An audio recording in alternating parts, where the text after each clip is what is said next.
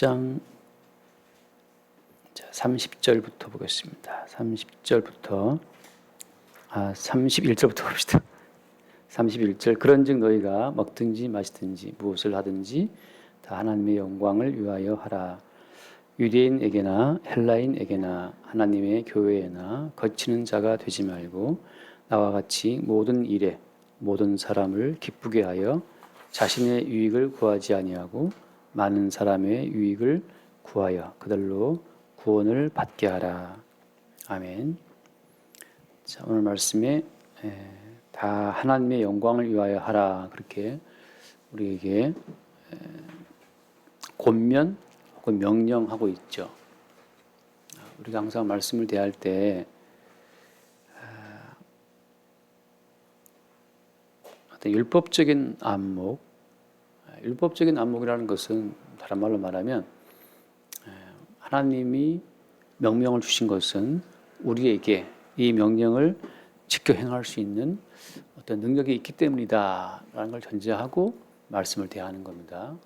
그게 이제 큰 착각이 되는 거죠. 하나님이 우리에게 뭘 하라고 말씀하시는 것은 예를 들어서 어떤 돼지에게 야 돼지야 날 따라와, 돼지야 바르게 살아야지, 그렇게 말하지 않잖아요. 왜냐하면 돼지는 우리가 인격적인 소통을 할 수 없기 때문에 그 돼지에게 뭐 이래라 저래라 하지는 않습니다. 마찬가지로 하나님이 우리에게 뭘 어떻게 하라, 하나님의 영광을 위해서 하라 이렇게 말씀하시는 것은 그건 우리에게 그렇게 할 수 있는 어떤 지각이라든지 인격적인 관계가 하나님과 형성이 되어 있기 때문에 주시는 것이다. 그렇게 하나님의 명령을 통해서, 율법을 통해서 자기의 가능성을 전제하게 되는 것이 율법적인 관점이라고 하는 겁니다. 율법적인 관점으로 하나님의 말씀을 대했던 이스라엘이 어떻게 됐냐면 실패했죠. 그래서 그것은 뭘 보여주는 겁니까? 율법적인 관점으로 최선을 다해서 하나님의 말씀대로 살았던 사도 바울의 고백, 그 고백이 어떤 거였어요? 그리스도 예수를 만났을 때 누구십니까? 라고 했을 때 주님 하신 말씀이 나는 네가 핍박하는 예수다 그러시거든요. 그러니까 율법적인 관점으로 흠도 없이 티도 없이 올바르게 살았던 그 사도 바울의 삶은 그리스도 예수를 핍박하는 삶이었다고 결론 난 겁니다. 결론 났어요. 그러니까 율법적인 관점으로 하나님이 우리에게 무엇을 하라 하지 말라 명령하시는 것은 우리에게 그 명령을 지킬 만한 어떤 가능성, 그 명령을 알아들을 수 있는 지각이 있기 때문이다라고 하는 그 전제가 틀렸다는 사실이 사도 바울의 인생을 통해서 또 신약 성경에 나와 있는 무수히 많은 사례들을 통해서 그게 아니라는 사실이 입증이 된 거예요. 따라서 율법적인 관점으로 모든 성경을 대하는 우리의 본능을 항상 우리가 먼저 인정을 해야 됩니다. 이 말씀을 대할 때 그런즉 너희가 먹든지 마시든지 무엇을 하든지 다 하나님의 영광을 위해서 하라. 오케이. 아멘. 하겠습니다. Yes, we can. 그러면서 피차 고면하면서 말씀에 나와 있지 않습니까? 하나님 영광을 위해서 삽시다 라고 서로 막 고면하고 그렇게 살아가는 삶이 어떤 삶이다? 율법적인 삶이라고 하는 거죠. 율법적 관점으로 하나님 말씀을 대하는 거예요.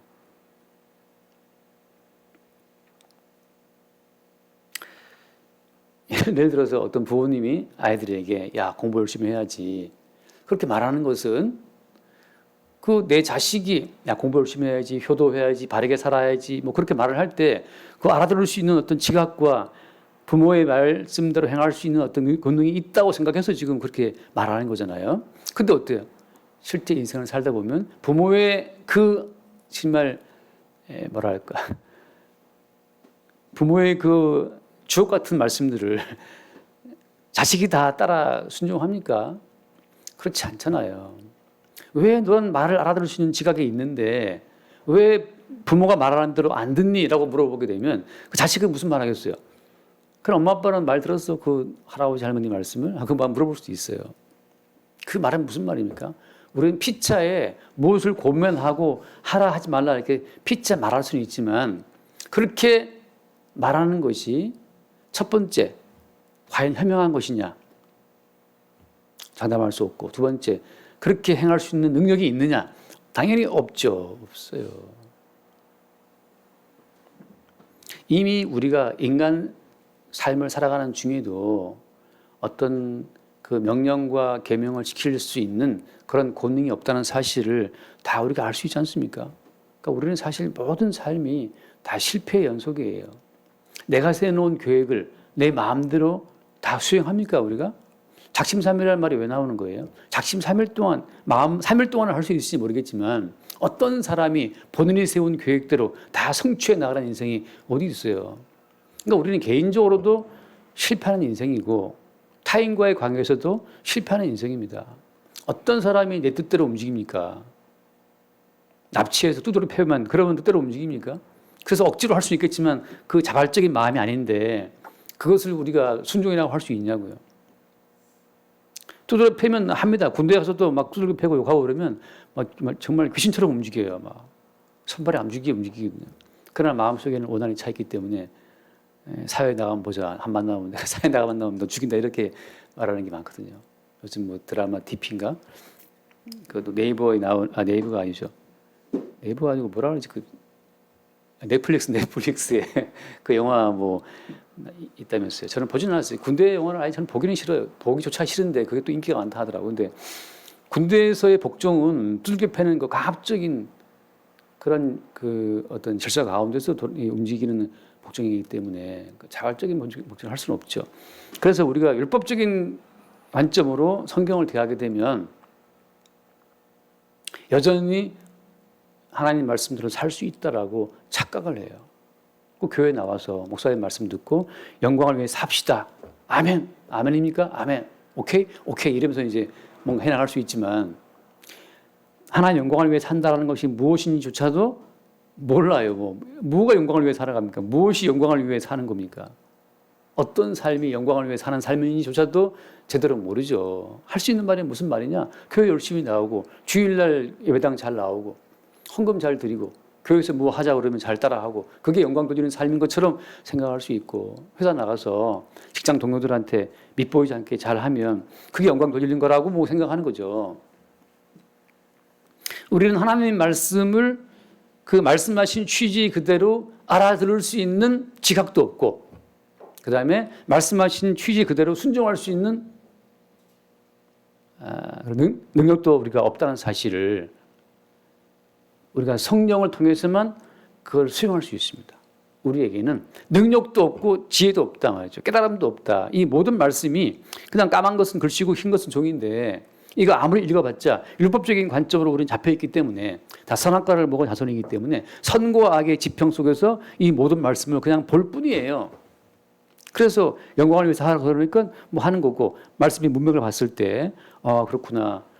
타인의 양심을 고려해 주는 것도 영광을 위한 것이구나 하고 뭐 생각하고 다른 사람을 유익을 구하며 살아가는 것이 영광을 위해 사는 것이다 생각할 수가 있고 그렇게 뭐 대충 살아가는 거죠. 대충이라고 말하면 또 듣는 사람은 기분 나쁠 수 있겠지만 하나님의 성령을 통해서 우리의 실상을 보게 되면 모든 말씀을 보는 족족 다 오해하는 율법적 관점으로 모든 말씀을 보는 족족 해석하게 되는 모든 말씀을 보는 족족 자기를 위해서 이해하는 그런 우리의 실상을 보게 됩니다. 어떨 때? 주의 성령께서 우리 가운데 오실 때. 성령은 무엇을 가지고 오시는 겁니까? 성령께서 오실 때에는 그리스도 예수의 영광을 가지고 오시는 거죠. 영광을 위해 하라. 말씀 한번 보겠습니다. 영광을 위해 한다는 것이 어떤 의미인지. 요한복음 잠깐 말씀 봐. 요한복음 16장 말씀을 보면 요한복음 16장 13절부터 보겠습니다. 요한복음 16장 13절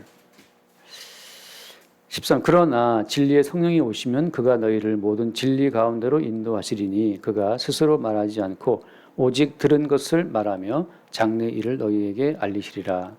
그가 내 영광을 나타내리니 내 것을 가지고 너희에게 알리시겠습니다. 예수께서 자기 영광 그리스도 예수의 영광을 가지고 성령께서 오셔서 나타낸다고 하는 거죠. 성령께서는 누구의 영광을 그리스도 예수의 영광을 나타내신다라고 말씀하고 있습니다. 다시 말해서 먹든지 마시든지 뭘 하든지 간에 영광을 위하여 하라라고 말씀하시는 것은 그때 말하는 그 영광이라고 하는 것은 그리스도 예수의 영광이 나타나는 것을 말하는 거거든요. 그러면 그리스도 예수의 영광은 뭡니까? 그리스도 예수의 영광은 뭐예요? 쉽게 말하면 그 앞에 있는 말씀 한번 찾아봐 주세요. 고린도전서 10장 4절 말씀만 볼까요? 10장 4절 앞에 있는 쭉 말씀도 있지만 10장 4절을 보면 그 앞에는 이제 뭐 다 같은 신령한 음식을 먹으며 10장 4절 다 같은 신령한 음료를 마셨으니 이는 그들을 따르는 신령한 반석으로부터 마셨음에 그 반석은 곧 그리스도시라 이렇게 되어 있죠. 그 10장 4절에 있는 말씀 그대로 딱 보면 다 같은 음료도 어떤 음료였던 거예요? 이게 스피리추얼 드링크죠. 이게 신령한 음료예요. 신령한 음료. 이게 뭐죠? 막 먹고 힘나는 걸 뭐라 카페인 음료가 아니고 이건 신령한 음료라고. 신령한 음료. 왜 신령한 음료입니까? 그게 나오죠. 신령한 음료를 마셨으니 이는 그게 왜 신령한 음료예요? 이는 그들을 따르는 신령한 반석으로부터 나온 것이다. 신령한 반석으로부터 나왔기 때문에 신령한 음료수인 겁니다. 출처가 신령한 반석이에요. 근데 그 신령한 반석은 곧 무엇이라고 되어 있습니까? 그 반석은 곧 그리스도시다. 그리스도 예수가 십자가에서 자기의 몸을 깨뜨려서 마치 그 반석이 깨지면서 반석이 갈라지면서 생수가 나왔던 것처럼 그리스도 예수가 자기의 몸을 깨뜨려서 공급되는 그 모든 음료이기 때문에 이게 신령한 음료인 거죠. 바꿔 말하면 무슨 말인가? 그리스도의 영광이라는 것은 뭘 말하는 거냐? 우리가 먹고 마시는 모든 것, 물 한 방울조차도 그것이 그리스도 예수의 십자가에 찢기신 살과 피로 공급되는 그 물 한 방울이라는 것을 알고 마실 때 그것이 곧 그리스도께 영광이 되는 것이고 그것이 곧 하나님께 영광이 되는 겁니다.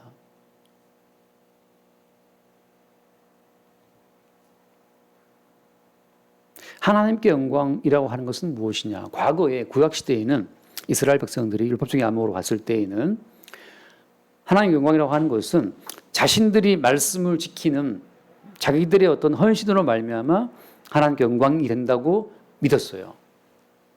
그런데 그러한 믿음이 다 실패했죠. 그래서 이스라엘 광야에서 다 죽어버린 겁니다. 이스라엘은 광야에서 다 음행하다가 죽고 우상 숭배하다가 죽고 원망하다가 죽고 계속 죽고 또 죽는 그 과정이 광야의 인생인데 다시 말해서 하나님의 보좌 앞에 다이렉트로 나설 수 있는 그 인간은 아무도 없다는 사실을 이스라엘 백성들이 미리 다 보여준 거예요. 그때부터 이미 어때요? 그 보이지 않는 영광은 다 숨어 있었는데 그것이 바로 무엇이냐? 그들이 먹고 마신 모든 삶 전체가 신령한 반석으로부터 나온 것을 그들이 마시고 먹고 살았는데 그 사실을 그들이 몰랐다는 사실을 계속 오늘날 우리 가운데 보여주고 있는 겁니다. 다시 말해서 하나님께 영광이라는 것은 무엇을 말하느냐? 그리스도 예수를 통하지 않고서는 하나님께 영광이 안 된다는 거죠. 먹든지 마시든지 여기서 자 적용시키면 먹든지 마시든지 뭘 하든지 간에 다 모든 것이 하늘에서 내려온 신령한 만나, 신령한 반석에서 나온 신령한 음료라고 하는 내가 먹고 마시는 그 모든 것이 그리스도 예수의 십자가의 희생을 통해 주어진 것이라는 사실을 알고 먹고 마실 때 그것이 어떻게 되는 거예요? 하나님께 영광이 된다는 거죠. 그것이 하나님께 영광이 된다. 자, 영광 안 되는 건 뭡니까? 영광 안 되는 것은 반대가 뭐예요? 반대가 내 힘과 내 노력으로 먹고 마시는 거라고 생각하면 그것이 다 영광이 안 되는 삶입니다.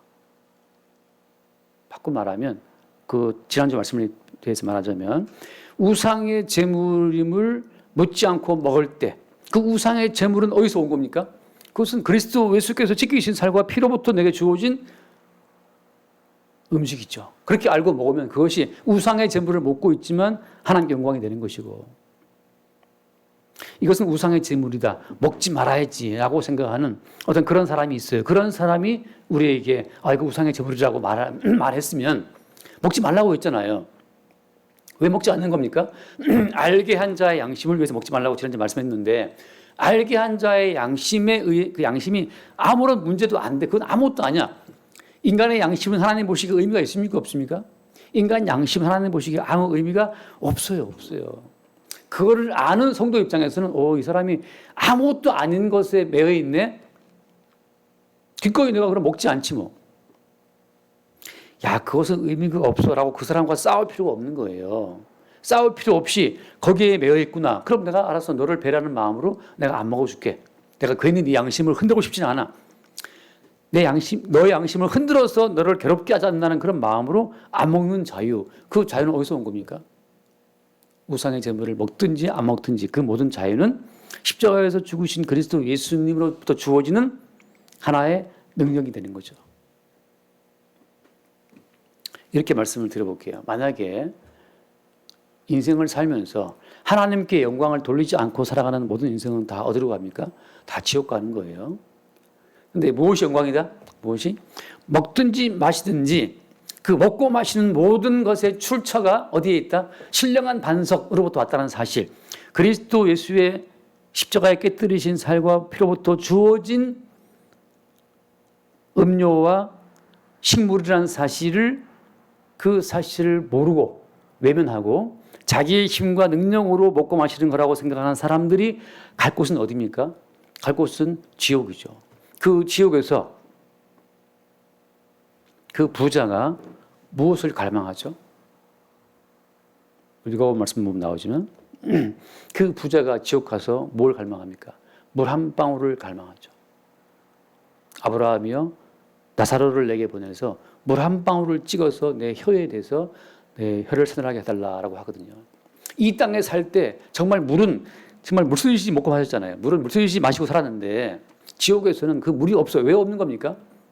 이 땅에서 주어지는 모든 물이라고 하는 것은 그리스도 예수의 십자가의 희생으로 주어지는 물이기 때문에 이 땅에 살아있을 동안에 그 은혜를 모른다면 십자가에 죽으신 예수의 은총으로 주어지는 한 방울의 물이라는 사실을 모른다면 하나님께 영광을 돌리지 않고 산 인생이기 때문에 결국 뭡니까? 자기의 노동의 영광을 돌리고 자기가 인생을 살아간 자기 지혜의 영광을 돌리는 인생이기 때문에 그렇게 자기의 노력과 자기의 행위로 살아간 이 그 인생의 주인은 누구였다? 자기 영광을 위해 살아가는 그 삶의 주인은 누굽니까? 사실은 진짜 주인은 마귀죠. 제가 늘 하는 말씀처럼 인간의 자아는 귀신과 붙어 있고 귀신의 그 얼굴이 곧 우리 인간의 자아예요. 거울을 보고 화장하고 막 단장하는 여러분 거울을 보시고 그 거울 속에서 웃고 있는 그 사람이 바로 귀신의 얼굴입니다. 여러분 얼굴이 귀신의 얼굴이에요. 무엇을 모를 때 이 피부, 이 머리카락 하나하나 이 모든 것이 그리스도 예수의 신령한 반석 대신 그리스도 예수의 찢기심으로 주어진 것이라는 사실을 모른다면 그 귀신이죠. 오직 다듬고 먹어주고 챙겨주는 자기의 노력으로만 내가 존재한다고 믿고 있었을 때 그것이 마귀와 한통 속에 든 인간들이기 때문에 마귀를 위해 준비된 영영한 지옥불에 던져짐을 당하는 겁니다. 먹고 마시는 모든 것이 신령한 반석으로부터 주어진 것이라는 사실을 여러분 모릅니까? 성령으로 우리에게 톡톡 껴주시지 않으면 몰라요. 저는 성철 성녀가 했다는 그 유명한 말, 산은 산이고 물은 물이요. 여러분 산은 산이고 물은 물입니까? 그 산은 산이고 물은 물로 보이는 그 사람은 지옥 갑니다. 왜냐하면 그리스도 예수의 찢기신 살과 피로 공급되는 산, 그리스도 예수에 의해 만들어진 산, 그리스도 예수에 의해 주어진 물일 때 그 산을 바라보고 그 물을 바라보는 자가 하나님께 영광을 돌리는 거예요. 그 사람이 영생의 나라에서 오직 그리스도 예수의 십자가의 희생만을 찬양하는 어린 양의 희생만을 찬양하는 주의 백성으로 영원히 살아가는 겁니다. 산은 산이고 물은 물이 아니에요. 그 산은 어떤 산입니까? 그 산은 그리스도 예수의 희생으로 주어진 산이고 그 물은 그냥 물이 아닌 거예요. 그 물은 그리스도 예수의 희생으로 주어진 물입니다. 근데 산을 아무리 봐도 그냥 와 산은 산이네. 물을 아무리 들여다봐도 그냥 물은 물이네. 그들에게 그리스도는 감춰진 존재고 숨겨진 존재예요. 오직 산을 산으로 물을 물로 인식하는 내가 있을 뿐이죠. 그 나라고 하는 그것이 사실은 귀신이라고 하는 겁니다. 내가 인식하는 그 나라는 것, 평생을 애지중지 그 돌보고 챙기는 나. 누가 한마디 하면 그냥 자존심 상해가지고 자존심 때문에 그 속상해하는 그 나. 자존심이 왜 상하는 겁니까? 도대체 그 자아라는 것이 자존심이라는 것이 어디 붙어 있는 거예요? 자존심이 어디에 있길래 이렇게 기분 나쁜 거죠? 못생긴 것이 그러면 뭐라 하지? 못난 놈 그러면 기분 나쁘지 않습니까? 그거 왜 기분 나쁜 거예요? 그냥 못난 놈, 정말 모자 밑에 시옷 붙이고 나 밑에 니은 붙이고 놈 밑에 미음 붙였는데 그게 왜 기분 나쁘죠? 이미 우리는 그 타인과의 관계성 속에서 내 존재의 영광을 항상 추구하고 살아왔기 때문에 내 존재의 영광을 훼손시키는 모든 것에 대해서 우리가 굉장한 반발을 하는 거죠. 산을 들여다 봐도 그냥 산이고 거울 속의 나를 암만 들여다 봐도 거울 속의 나는 그냥 나일 뿐이다면 거울 속에 보이는 그 내가 나일 뿐이라면 나는 나요 너는 너요 산은 산이고 물은 물이요 시어머니는 시어머니요 시아버지 시아버지요 그렇게 모든 것이 그냥 그런 보이는 존재일 뿐이라면 이 마귀와 하나로 결탁된 자들이고 그로 인해 지옥 백성이 되는 겁니다. 그럼 뭡니까? 거울 속에 비치는 그 나는 그냥 나가 아닌 거예요. 거울 속에 비치는 그 나는 신령한 반석, 자기를 깨뜨리는 신령한 반석으로부터 형성된 나. 그것이 바울의 표현을 말하면 어떤 겁니까? 나의 나 된 것은 그리스도의 은혜라고 하는 거죠. 거울 속에 나를 바라볼 때 나는 나다, 너는 너다. 그건 귀신의 속삭임이고 너를 바라볼 때 너의 너됨은 그리스도 예수의 은총의 결과물이지. 그럴 때 우리가 비로소 그 사람이 우상의 제물을 못 먹는 나약한 믿음이 있다 할지라도 어떻습니까? 주께서 위하여 죽으신 형제라는 안목으로 그를 볼 수가 있는 겁니다.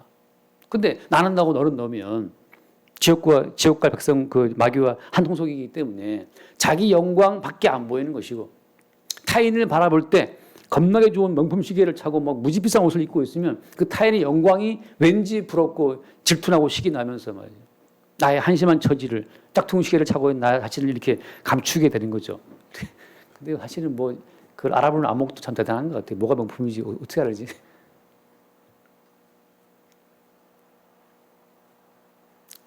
산은 산이고 물은 물이 아니고 그리스도 예수로 주어진 산이고 물이고 나는 나고 너는 너가 아니고 그리스도 예수로 주어 존재케 하는 나고 너일 때 그때 벌써 우리가 먹고 마시는 모든 삶 가운데에서 그리스도 예수의 은총으로 주어지는 먹고 마시는 일상이기 때문에 그 삶 자체가 하나님께 영광이 되는 겁니다. 그것이 일상이 곧 신령한 삶이라고 말하는 이유가 그것을 그러는 거예요. 일상이 곧 지극히 영적인 겁니다. 어떨 때? 일상은 곧 일상이 아니고 그 일상이 그리스도 예수의 은총으로 주어진 일상임을 알 때 그 일상은 무척이나 스피리추얼 라이프죠. 영적인 삶이 되는 거예요. 가서 뭐 기도원 가서 막 쭉 기도하고 토굴 속에서 금식기도 한다고 신령한 삶이 아니고 드라마를 볼 때 드라마가 드라마일 뿐이면 지옥 가는 거예요. 드라마 자체가 그 외부가 드라마를 볼 수 있는 이 두 눈과 들을 수 있는 귀와 기댈 수 있는 소파가 있다면 또 잘 나오는 TV가 거기 있다면 다 신령한 반서로부터 주어지는 그리스도 예수의 어떤 희생의 선물로 주어진 이 일상이라면 그 자체가 영광이 되는 삶이에요. TV 드라마 한 편 보고 하나님 영광을 위해 사는 삶이 되는 겁니다. 요즘 뭐 제 갯마을 차차차를 보고 있어요. 근데 그 남자 주인공이 또 시끄러운 일에 힘말라 들어서 제가 이렇게 한번 봤어요. 무슨 내용인가 봤더니만 보통 남자라면, 보통 사람이라면 다 그럴 수 있는 어떤 일을 했더라고, 그 K 배우가. 그래서 이건 뭐 큰 허물은 아닌데, 왜냐하면 사람이 다 죄인이기 때문에. 근데 이제 그런 남자의 허물을 막 까발린 저는 걸프렌드가 좀 이거 무슨 저희가 있다 생각이 들더라고요. 그렇잖아요. 둘 사이의 일을 왜 이렇게 까발립니까? 그렇다고 그 배우가 사회에 큰 해를 끼친 것도 아닌데. 아무튼 그건 뭐 제 개인적인 생각이지만 그래서 저는 큰 허물 생각이 안 되고 모든 인간이 다 죄인인데 이 정도 허물과 죄 없는 인간이 어디 있는가 뭐 그런 생각을 잠깐 했어요. 그렇다고 제가 그 배우를 좋아하는 건 아닙니다. 제가 보기에 좋아하는 얼굴 스타일은 아니에요. 이상하게 생겼더라고요. 그건 그거고. 중요한 것은 무엇이냐.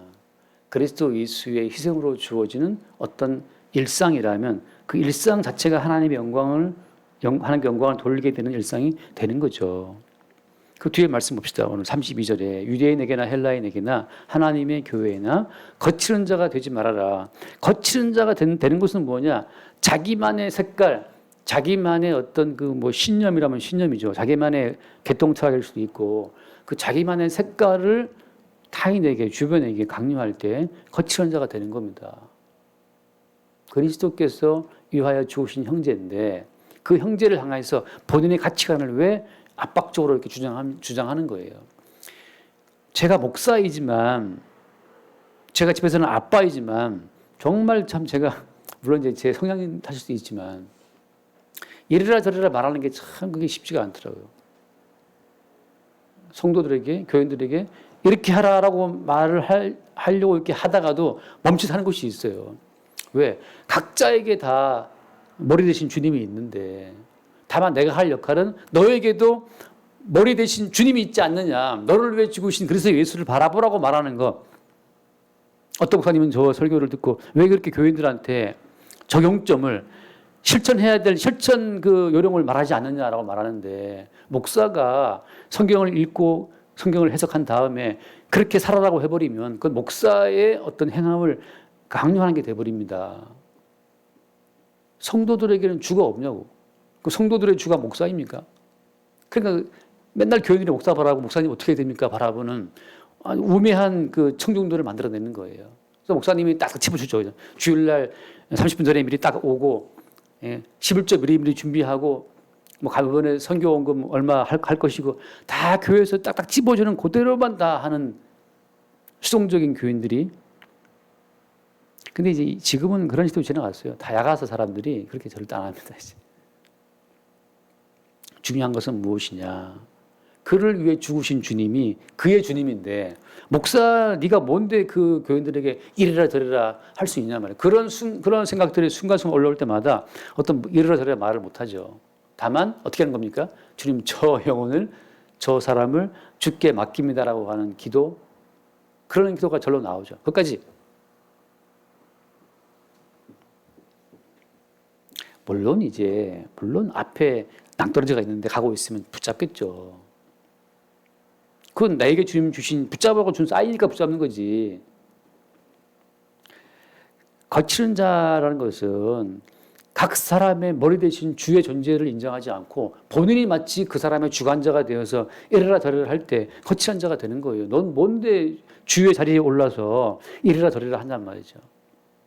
교회는 그래서 모였다가도 흩어지면 교회는 어디 있는 겁니까? 교회는 우주적으로 머리 대신 주님이 각자 모든 성도를 통제함으로 각자 위치에서 그리스도 예수의 존재와 하나님의 영광을 드러내면서 주님까지 각 성도를 통치해 나가시는 거예요.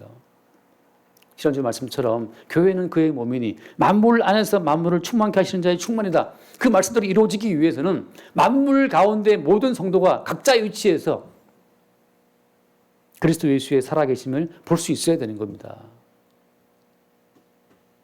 뭘 하나 볼 때마다 늘 드리는 말씀처럼 아버지와의 관계에서 제가 우리 아버님 보면서 아버지는 과연 아버지 맞습니까? 아버지도 치매가 오시고 나도 치매가 왔다. 그럼 아버지라는 관계가 이게 성립될 수 있는 거예요. 우리 의식 가운데 아버지지만 하나님이 잠시 역사 가운데 그렇게 그 아버지의 몸을 통해 이 땅에 우리를 오게 했다고 하는 그 임시적인 관계죠. 뭘 보여주기 위한? 너 땅에 있는 자를 아버지라 하지 말라. 너희 아버지는 한 분이시니 하늘에 계신 분이라는 그 사실을 보여주기 위한 모형으로 지금 우리가 아버지가 이 땅에 있는 거예요. 땅에 있는 아버지를 볼 때마다 하늘에 계신 아버지를 볼 수 있는 그 안목이 생길 때 그것이 바로 뭡니까? 만물 안에서 만물을 충만케 하시는 자의 충만으로 기능하는 교회가 되는 거예요. 자식을 볼 때 내 자식이다. 평생 내 자식입니까? 아니죠. 자식을 볼 때 하나님과 그의 아들 그리스도 예수와의 관계, 아버지가 예수를 십자가에 버리실 때 왜 나를 버리시나이까 하는 그 아들을 버리는 아버지의 심정을 내가 볼 수 있다면 그때 자식이라고 한다 마찬가지입니다. 아버지께 버림받는 그 자식의 심정을 알게 해주는 그 하나님과 그리스도 예수와의 관계성을 우리 가운데 알게 해주는 그런 모형으로서의 자식과 아버지의 관계를 볼 수 있을 때 그것이 만물 안에서 아버지와 아들의 관계 속에서 만물을 충만케 하시는 아버지와 아들의 관계를 충만하게 채워주는 진짜 충만한 실체가 드러나는 순간이 되는 거예요. 남편과 아내가 영원합니까? 제가 뭐 아내가 이제 떠난 3년쯤 넘으니까 좀 감정적으로 굉장히 좀 이렇게 안정이 됐다라고 이제 어떤 분에게 말을 했더니만 그 상담 전공하신 그 목사님 들으시고 목사님 그거 그냥 이렇게 밑에 깊이 이렇게 넣어둔 겁니다. 뭐 이성적 여러 가지 이렇게 눌러둔 거기 때문에 다시 나올 수 있다 뭐 그렇게 말씀하시더라고. 근데 나는 그건 모르겠고 나오면 나오는 거고 제가 아는 건 뭐냐면 남편과 아내의 관계도 한시적이라고 하는 거죠. 뭘 보여주기 위한 신랑 되신 예수님과 신부되는 교회를 보여주는 한시적인 관계로 주어진 관계이기 때문에 영원한 게 아니에요. 그러니까 천국 가면 뭐 내 남편 내 아내 뭐 그 관계 그 없지 않습니까? 하늘나라 가면 남편과 아내 없어요. 그러니까 지금 여러분 뭐 내 남편 뭐 어와둥둥 내 사랑 어쩌고 그럴지 모르겠는데 아니 왼수를 할 수 있겠죠. 그건 모르겠지만 그 중요한 거 아니라는 거죠. 우리가 남편과 아내의 관계를 보면서 그리스도 남편 되신 그리스도와 신부되는 교회 관계를 볼 수 있다면 그 사람이 그 순간 만물 안에서 남편과 아내의 관계성 속에서 만물을 충만케 하시는 자의 그 남편과 아내의 관계를 충만하게 채워주는 남편과 아내의 관계의 실체를 볼 때 그 관계는 완전해지는 거거든요. 그럴 때 우리가 교회로서의 기능을 나타내고 있는 겁니다. 그러니까 각자 집에서 남편과 아내로 살면서 아버지와 아들로 살면서 회사에 나가서 품꾼과 그 고용된 자와 고용주의 관계로 살면서 우리를 고용하신 고용주 되신 예수 하나님과 그의 품꾼으로 살고 있는 이스라엘 된 우리의 실생을 볼 수 있다면 우리는 범사의 모든 것 속에서 하나님과 예수 그리스도와 그의 나라의 그 충만함을 나타내고 발견하고 증거할 수 있는 거죠. 그것이 만물 안에서 만물을 충만케 하시는 자의 충만으로서의 교회인 거예요. 말은 되게 어렵지만 해화동 교회 우리 교회 뭐 해화동 교회 모입시다. 한번 뭉쳐봅시다. 그래서 그 해화동 교회가 하나님 나라의 영원한 교회입니까? 하나님 나라 갔을 때 해화동 교회 모이세요. 깃발 두고 뭐 가이드처럼 그렇게 불러 모으겠어요? 그게 아무 의미가 없어요. 하나님 나라 가서 내 남편 어디 있나? 내 남편, 내 와이프, 우리 새끼 어디 있나? 그게 천국이겠습니까? 내가 드리는 말씀처럼. 아니, 결국은 어제 참 용길 형제와 가끔 이제 대화를 했는데 용길 형제랑 대화하면서 제가 은혜를 받은 게 뭐냐.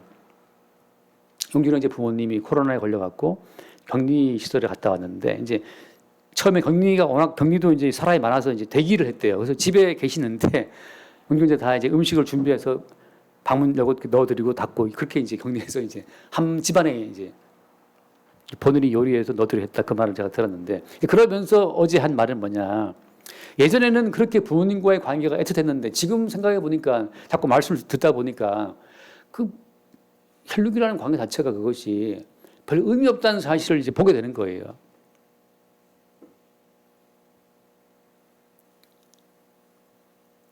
혈육적 관계가 부모님과 나와의 관계가 그게 의미 없다. 여러분 정답이에요. 의미 없어요. 뭘 보여주기 위한 하나님 아버지와 그의 아들 그리스도 예수와의 관계를 보여주는 모형으로서 존재하는 관계이기 때문에 그 관계의 실상을 알 때 그때 우리는 그 충만한 만물의 실체 의미를 아는 겁니다. 그냥 산은 산이고 물은 물이면 그 나를 기쁘게 해주는 물이고 산일 뿐이에요. 그 산도 그 물도 왜 존재하고 왜 기능하고 있는 겁니까? 고린도서 1장 말씀처럼 그리스도 예수를 위해 만들어졌고 그리스도 예수에 의해 존재하고 그리스도 예수를 위해서 거기 있는 겁니다. 그리스도 예수의 것이에요. 그리스도 예수의 것으로서의 물이고 주님의 것으로서의 산임을 알 때 그때 우리는 만물의 충만한 만물을 충만케 하시는 자의 그 충만으로서 모든 만물을 해석하게 되는 거고 우리가 그리스도 예수의 몸의 지체로 그 순간 기능하게 되는 거죠. 자, 그 뒤에 말씀 읽고 마칩시다. 이상하게 시간이 빨리 가는. 33절 나와 같이 모든 일에 모든 사람을 기쁘게 하여 자신의 유익을 구하지 아니하고 많은 사람의 유익을 구하여 그들로 구원을 받게 하라. 그럼 여기서 우리가 또 마찬가지입니다. 율법적으로 말씀을 대하게 되면 유익을 다른 사람에게 막 유익을 끼치고 그리고 내 유익이 아니라 타인의 유익을 구하여서 막 살아가게 하는 그런 식으로 우리가 움직일 수가 있어요. 먼저 우리는 뭘 알아야 되는 겁니까? 우리를 피로 사신 주님께서 우리 인생을 도구 삼아서 당신의 백성을 구원하는 일에 동원하신다는 사실을 우리가 알아야 되는 거예요. 지금 여러분 왜 여기 존재하는 겁니까?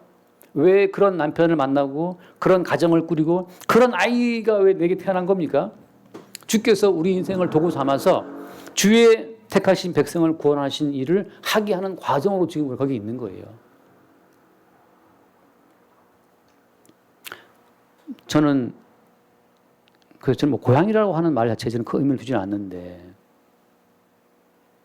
청주에서 태어나서 강원도에 들어갔다가 강원도 정선 그 지금 말하는 그 억새 축제가 있는 그 민둥산 거기 그쪽 동네에 살다가 강릉으로 유학을 왔다가 또 서울로 유학을 왔잖아요. 너 왜 이렇게 돌아다녔겠지? 몰라요. 근데 하나 아는 건 뭡니까? 이 말씀처럼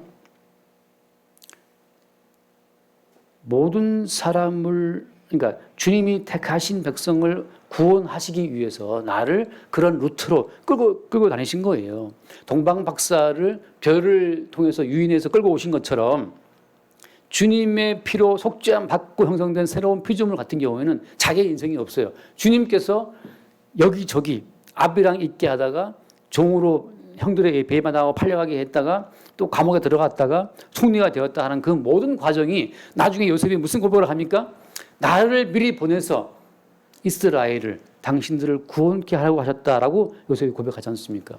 이스라엘의 구원을 위해서 요셉은 그렇게 뺑뺑이를 돌았어요. 마찬가지로 우리는 뭡니까? 우리는 이 말씀을 대할 때마다 내 인생 자체가 이미 신령한 반석에 소속이 되어서 내 인생이 먹든지 마시든지 여기 있든 저기 있든 상관없이 주께서는 택한 백성을 구원하기 위해 내 인생을 동원하셨구나, 징발하셨구나, 내 인생을 사용하시는구나라는 사실을 우리가 알 때 그게 하나님께 영광이 되는 겁니다.